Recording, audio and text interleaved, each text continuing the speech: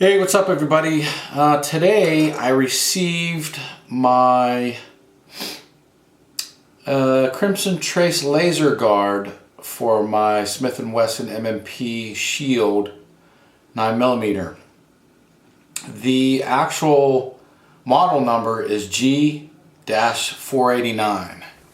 You can see that right there. So I am going to install it today. You know, this thing took forever to get here, so I guess they're in demand. So you know what that means. Slow as you go. Alrighty, let's see here. Take the laser out. There's the laser in two parts. Okay, let's see what we got here. We got the battery, and we got the screws and the Allen wrenches to put this thing together. And they also gave you a couple Q-tips to clean off the laser. So, and you know, you got your handbook, installation handbook, and installation guide. That's normal. Hopefully. All right, take it from here. Safety check. Nothing in the mag. Nothing in the gun. Safe direction. Pull the trigger. All right, we are safe. Let's see here. Let's start with the battery. Let's take that out.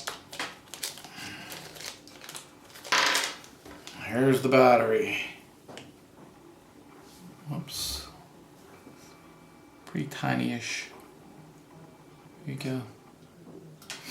Now, with all Crimson Trace, I believe they have a lifetime battery replacement, which is pretty cool. So it's pretty self-explanatory. The positive side to the battery, to the positive side on the Crimson Trace. So that's basically what it's going to look like when it's installed. Alright, let's go ahead and try and put this baby on.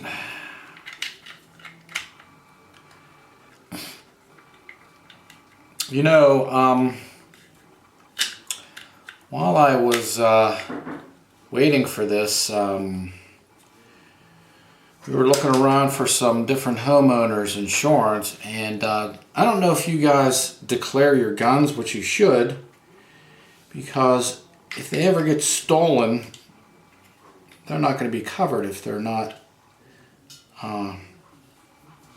declared on your taxes, or I'm sorry, not on your taxes, on your insurance. Okay, just before we let this go, I'm trying to, oh, it's still not working. I wonder what the heck. Always make sure that the battery is completely seated correctly and that it is working before you tighten down the screws. Let's see here. Anyway, getting back to declaring your stuff on your insurance, I'm going to put together a CD and go through every one of my guns, serial number, time I bought it, and anything else that would be of relevancy, because if the insurance company wants to replace your gun, they're going to need to know that information. A lot of people, I know a couple of my friends that have safes and plethora of guns, and they just don't have anything to prove, you know, that they even owned the gun. So that's a big no-no. So hopefully you guys have done that. I was talking to my insurance agent, and they said, yeah, pretty much if you're declaring your guns and you don't have anything to prove that they're in fact they were yours, or the serial numbers don't match, you know, it just can take a long time to get things back in order, and you know, it's just a big hassle. So the better off you are getting your stuff documented, you know, the stuff that you have in your safe, the better off you're going to be in the long run. So that's just a little tidbit there. So okay, so there it is installed. Now I got to put the screws in. So let's see how this is going to go here. These screws are pretty tiny. Here's one of the screws right there. I don't know if this thing will focus. But there it is. That's pretty tiny. So let's see here.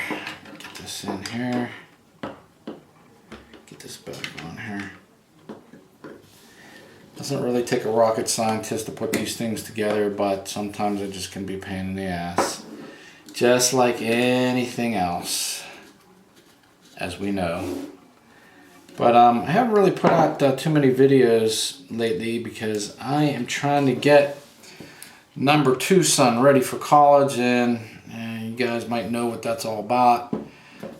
Paperwork and financial aid and everything else. But anyways, I'm having fun with that. So here's the Allen wrench that comes with. It also comes with one that will adjust the windage and elevation. From the experiences that I have with any Crimson Trace, they are definitely good up to 50 feet right out of the box. Although you still might want to check that. You know, never take anything that anybody says in fact unless you check it yourself. You know, that's just a given. I mean, that's cool that Crimson Trace you know, tells you that, but you know, check it yourself just to make sure. You know, factories do, you know, they can, you know, have a plus or minus, you know, 1 or 2% failure and, you know, configuration on lasers as anything else that's mechanical or whatever.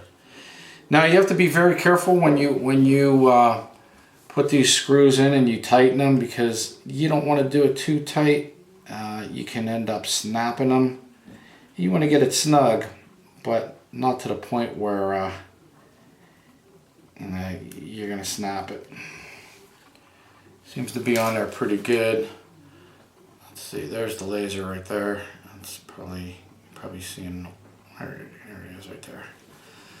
Now I'll tighten it down a little bit more. Nothing to these installations, really.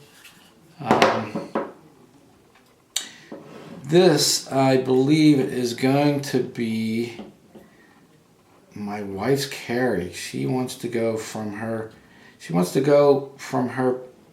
SIG P238 to the Shield. I guess she's going to switch on and off. Just depends on where we're going and what she's carrying, or I don't know if she's going to holster it or just throw it in her purse, which is okay. But there's the whole installation there of the Crimson Trace laser. I think that looks pretty nice. And that's all I have, really. Turned out really well.